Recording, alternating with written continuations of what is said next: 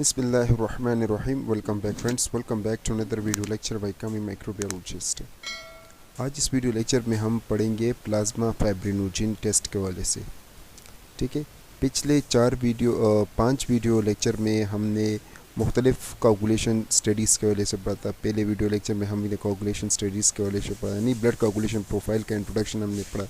दूसरे video lecture में हमने ब्लीडिंग टाइम पढ़ा, तीसरे में क्लॉटिंग टाइम, चौथे वीडियो लेक्चर में एक्टिवेटेड पार्शियल प्रोथ्रम्बीन टाइम के हवाले से हमने पढ़ा। इसी तरह फिर प्रोथ्रम्बीन टेस्ट के हवाले से पढ़ा। ठीक है, आज की इस वीडियो लेक्चर में हम बात करेंगे प्लाज्मा फाइब्रिनोजेन टेस्ट। तो प्लाज्मा फाइब्रिनोजेन टेस्ट है क्या चीज़? अगर ये जितने भी वीडियोस का नाम मैंने ले लिया, अगर वो वीडियो आप मिस कर चुके तो आप मेरे यूट्यूब चैनल पर उसको देख सकते हैं, नीचे डिस्क्रिप्शन में उसका लिंक भी होगा। ठीक है, तो प्लाज्मा फाइब्रिनोजेन टेस्ट क्या है?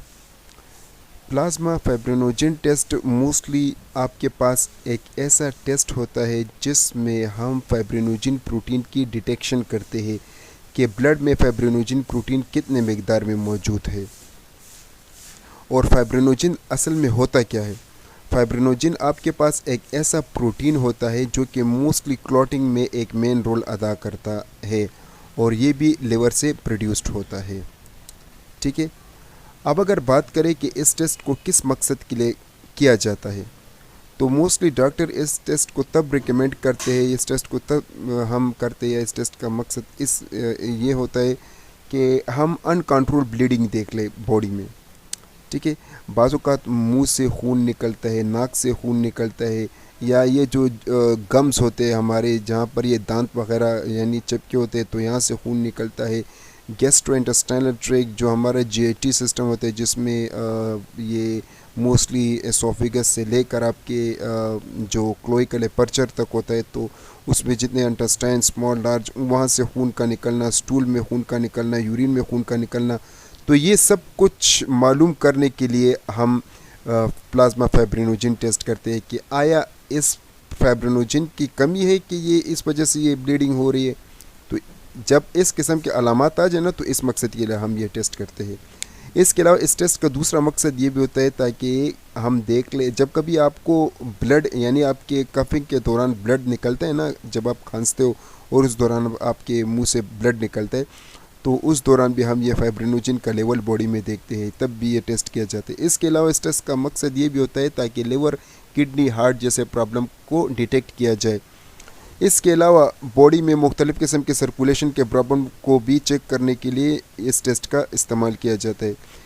इसके साथ साथ स्प्लीन, जो कि एक ऐसा ऑर्गन होता है जो कि मोस्टली ब्लड को स्टोर करता है, या जब स्प्लीन रप्चर हो जाए या डैमेज हो जाए, तो तब भी इस फाइब्रिनोजेन टेस्ट से हम अंदाज़ा लगा सकते हैं। ठीक है, अब इस टेस्ट को करने का तरीका, मतलब इस टेस्ट के करने के लिए हमें किन चीज़ों की ज़रूरत पड़ती है?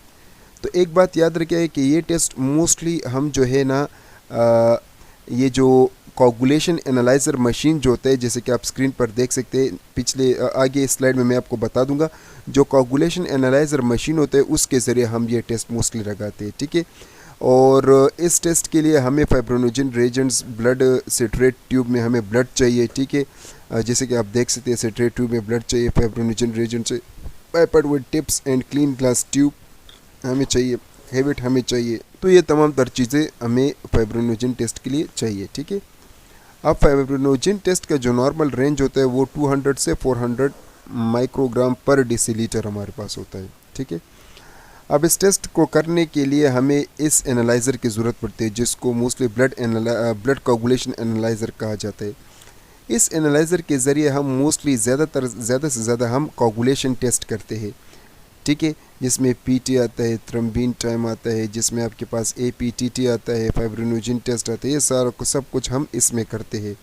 ब्लीडिंग और क्लॉटिंग तो ज़ाहिर बात वो तो इसमें होता ही नहीं, क्योंकि वो तो मोस्टली हम मैनुअली करते हैं। ठीक है, अच्छा जी, तो आपको ये एनालाइज़र मशीन चाहिए।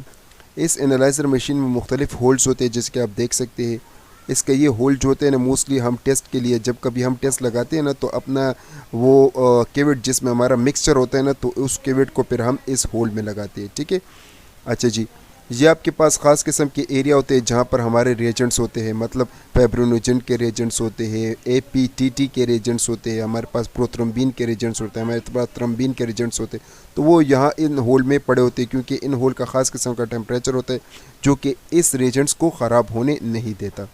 इसके साथ इस साइड पर एक ख़ास किस्म का प्रिंटर लगा होता है जो कि आपको मतलब प्रिंट देता है। जब रिपोर्ट आ जाता है तो वो रिपोर्ट का प्रिंट आपको निकाल के देता है।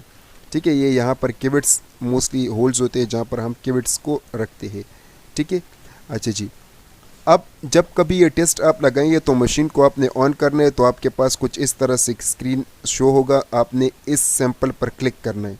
सैंपल पर क्लिक करने के बाद आपके पास स्क्रीनिंग और बाकी फैक्टर्स और ये सारे रिपोर्ट आपके आ जाएंगे। तब आपने क्या करना है, स्क्रीनिंग टेस्ट पर क्लिक करना है।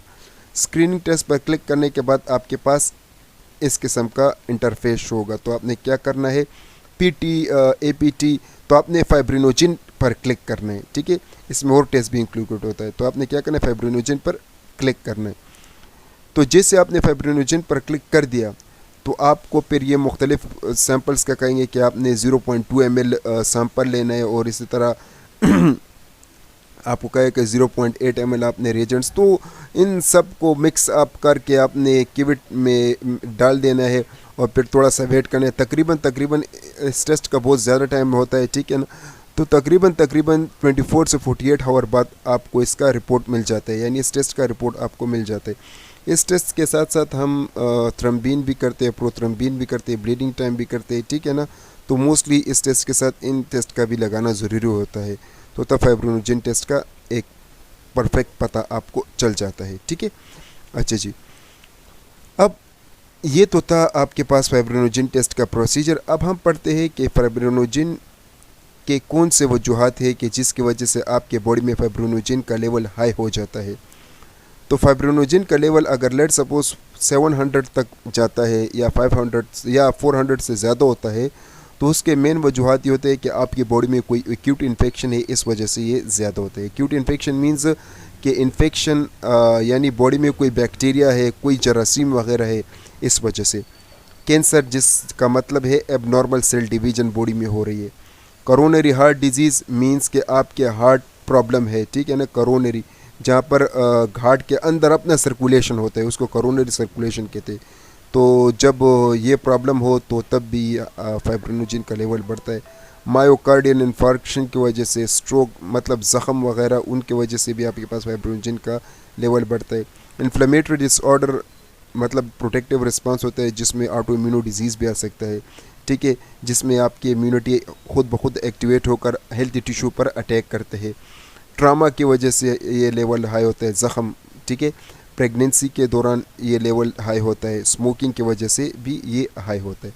तो ये आपके पास ऐसे वजूहात है जिसकी वजह से आपके पास फाइब्रिनोजेन का लेवल खून में बढ़ता है, ठीक है। अब फाइब्रिनोजेन का लेवल खून में किस तरह कम होता है, ठीक है ना। तो अगर आपके पास एनीमिया हो, जिसका मतलब है कि ब्लड की कमी, तो ज़ाहिर बात है ब्लड की कमी की वजह से फाइब्रिनोजेन का लेवल भी कम होता है। हीमोफीलिया ए और हीमोफीलिया बी, जो कि हीमोफीलिया एक ख़ास किस्म की डिजीज़ है जिसमें बॉडी इनफ प्रोटीन नहीं बनाता, जो कि क्लॉटिंग में एक मेन रोल अदा करते हैं। तो इस वजह से भी आपके पास फाइब्रिनोजेन का लेवल कम होता है। ल्यूकीमिया, जिसको ब्लड कैंसर कहा जाता है, तो ब्लड कैंसर के दौरान भी आपके पास फाइब्रिनोजेन का लेवल कम होता है। लिवर सिरोसिस, जिसमें लिवर मुकम्मल तौर पर डैमेज हो जाते हैं, तो इस वजह से भी, क्योंकि ज़ाहिर है लिवर में ही आपके पास फाइब्रिनोजेन बनता है। सेप्सिस, जो कि मोस्टली आपके पास पस होते हैं या आपके पास बैक्टीरियल इन्फेक्शन हम कह सकते हैं, उस दौरान भी इसका लेवल आपके बॉडी में कम होता है। तो ये ऐसे वजूहात है जिसकी वजह से आपके पास फाइब्रिनोजेन का लेवल बॉडी में कभी ज़्यादा होता है तो कभी कम होता है। तो ये था आपके पास फाइब्रिनोजेन टेस्ट। इंशाल्लाह नेक्स्ट वीडियो लेक्चर में हम थ्रोम्बोप्लास्टिन जनरेशन टाइम के वाले से पढ़ेंगे। तब तक के लिए इतना ही, अपना ख्याल रखिएगा। अल्लाह हाफिज़।